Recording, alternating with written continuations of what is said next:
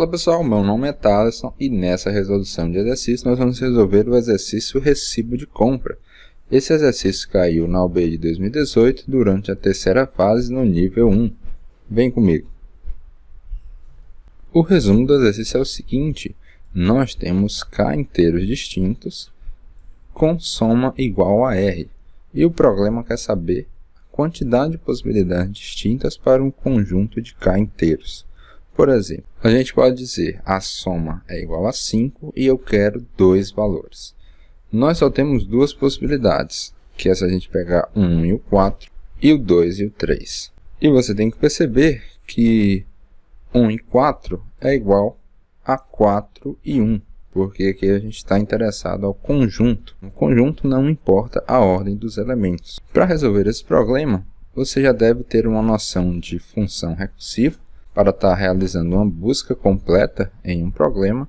Depois nós vamos ver uma resolução utilizando programação dinâmica com base na função recursiva que a gente criou. Mas para resolver o problema, como a OAB pediu, basta você saber fazer uma busca completa. Agora vamos para o CodeBlocks para a gente ver como é que a gente poderia resolver esse problema. Vamos dar primeiro uma olhada aqui no exercício. Ele tem como entrada somente o R e o K. Ele está dizendo que para a entrada 12 e 3 tem 7 possibilidades, 10 e 5 tem 0, e 10 e 8 tem essa quantidade de possibilidades.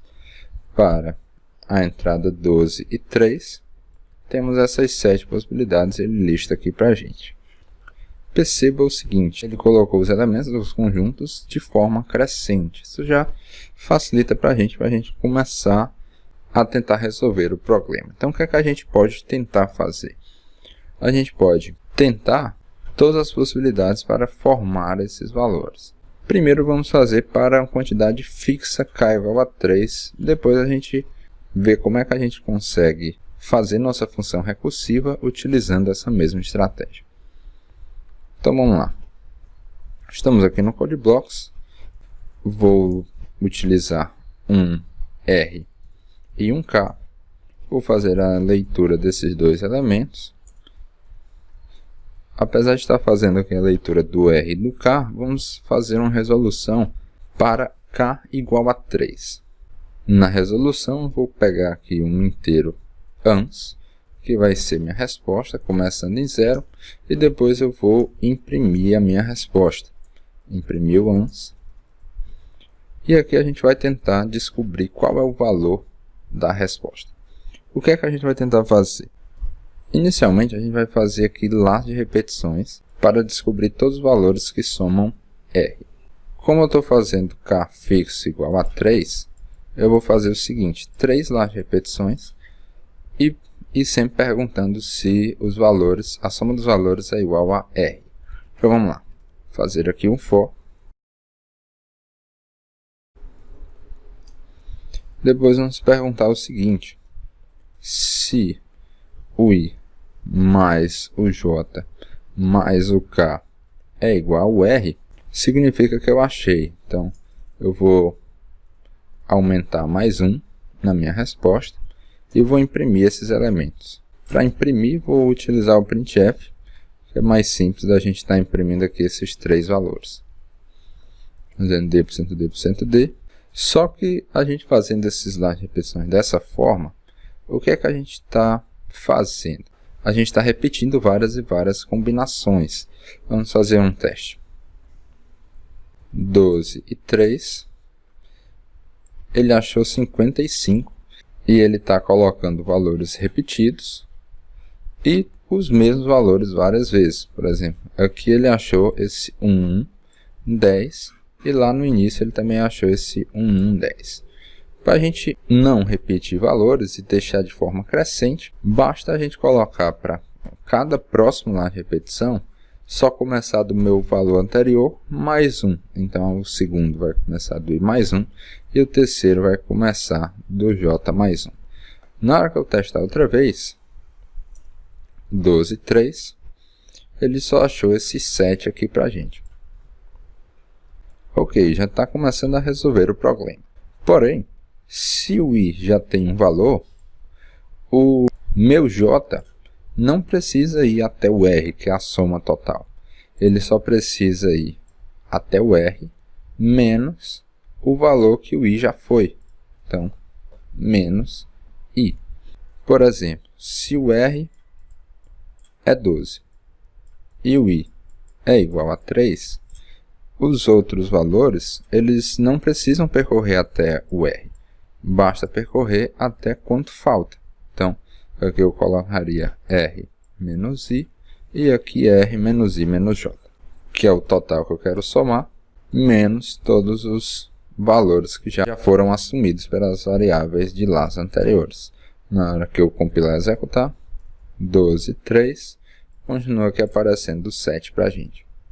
Um outro detalhe é que a gente não precisa fazer esse último lar de repetição. Então eu poderia eliminar esse último lar de repetição e só perguntar se o que resta, que é R menos J menos o I, se o que resta é maior do que o J, ou seja, já peguei dois elementos, e aqui eu estaria pegando um elemento maior do que o J. Se eu posso pegar um elemento que é maior do que J, quer dizer que é uma solução possível.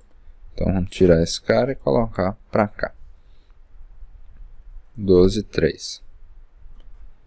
E aqui a gente tem nossa solução. Ok, isso tudo a gente fez com lar de repetição fixo para 3. Só que o problema é que o K não é fixo. Então a gente não pode fazer a quantidade de lares de repetição que a gente quer. A gente vai ter que fazer essa mesma estrutura, só que em uma função recursiva. O nosso for vai ser uma função recursiva. Então vamos criar essa função. Int laço. Quais vão ser os parâmetros que eu vou utilizar aqui? Eu vou utilizar um, que é o nível, para dizer em qual laço eu estou, se é no primeiro, se é no segundo, se é no terceiro. Vou utilizar um mínimo, que é para saber qual é o valor que esse laço está começando. E saber o máximo, que é até onde esse laço pode ir. Máximo. Em uma função recursiva, a gente tem que definir duas coisas. Uma é o caso base e duas é o passo. Então vamos lá. Como caso base da função recursiva, nós temos o último lar de repetição. O último lar de repetição pode ser só um if. Como é que eu sei quando é o último lar de repetição? É quando o nível, a quantidade de lar de repetição, chegou igual ao K. Então, se eu cheguei no terceiro laço e K é igual a 3, eu cheguei no meu caso base. Então, aqui, se o nível é igual ao K, e para a gente conseguir fazer isso, a gente tem que colocar esses dois valores como globais. Então, se eu perguntei aqui se é igual ao K, eu vou verificar o seguinte: se o mínimo é menor ou igual ao máximo, ou seja, eu posso, no último lar de repetição, encontrar o valor que eu quero da soma, eu vou aumentar na minha resposta. Aumentar na resposta. Se não, eu vou fazer o que um lar de repetição está fazendo. Vamos lá, vamos ver o que é que esse lar de repetição está fazendo. Ele está fazendo um for, indo desde o valor mínimo até o valor máximo. Então, vou fazer aqui um for, o i começando do mínimo, enquanto o i é menor ou igual ao máximo, o i vai aumentando. E para cada valor de i, ele está chamando um outro lar de repetição. O mínimo do próximo lar de repetição é o i mais 1. O máximo é o máximo menos o i. Então, é esse que a gente vai chamar. Aqui é o laço nível mais 1, que é um próximo lar de repetição. O mínimo é igual ao i mais 1. E o máximo é igual ao máximo menos o i. Ou seja, se aqui o i é igual a 5, significa que eu estou pegando um valor 5. Os outros laços só podem pegar a partir do 6. E diminui 5 da soma que esses valores têm que fazer. Vamos apagar isso aqui e utilizar a nossa função. Laço nível 1. O menor valor que eu posso pegar é 1 e o máximo é o R. Compilar e executar. 12, 3 e tem o 7 aqui para a gente. Vamos copiar nossa solução e vamos submeter. Linguagem C++, enviar. Está julgando e nossa solução foi aceita. Agora vamos modificar um pouco nossa solução. Se a gente não quisesse colocar esse valor global, se a gente quisesse colocar para esse ans receber o laço, para essa função retornar o valor total para a gente, o que é que a gente tinha que fazer? Em vez de estar aumentando aqui o ans, se a gente chegar no caso base, é para a gente dizer se é verdade ou não. Então eu poderia retornar somente mínimo menor ou igual ao máximo. Então, se for verdade, retorna 1, se não, retorna 0. E aqui dentro do for, eu não posso simplesmente chamar minha função. Eu tenho que contar quantos valores eu encontrei a partir dessa minha função laço. Então, vou chamar aqui uma variável total, começando em 0. Colocar para ela somar todos os valores dos laços que eu encontrei e no final retornar o total para a gente. Então, testar aqui o 12, 3 e imprime o 7. Vamos testar e enviar novamente. E nossa solução foi aceita. Do jeito que a gente está fazendo aqui, utilizando somente a função recursiva, ele pode estar verificando o mesmo estado várias vezes. Por exemplo, finge que você está com R igual a 50, 1K igual a 5. E você já achou os valores 1, 4, 3. E falta você descobrir mais dois elementos. Então perceba que aqui a gente estaria no nível 4. O mínimo é o anterior mais 1, então o mínimo é 11. E o máximo é igual ao resto que a gente tem aqui. Como eu já peguei 15, o resto seria 35. Mas a gente está no mesmo estado se a gente colocar aqui um 2 e um 3. Seria nível 4, mínimo igual ao anterior mais um 11. E o máximo continuaria o 35. Então a gente pode adicionar programação dinâmica para a gente não precisar estar recalculando o mesmo estado várias vezes. Então o que é que a gente pode fazer? A gente pode adicionar aqui uma PD. Nível máximo que eu vou ter é 20, então eu vou colocar até 21.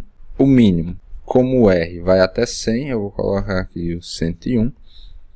E como o R também vai até 100, eu vou colocar aqui o 101 no meu máximo.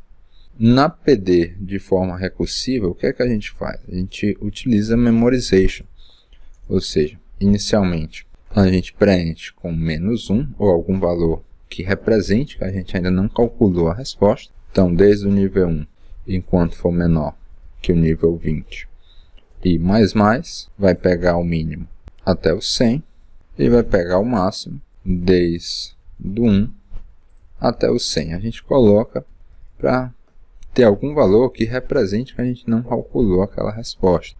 E na nossa função recursiva, basta a gente perguntar se eu já calculei a resposta, ou seja, se PD nível mínimo, máximo for diferente de -1, eu já calculei a minha resposta.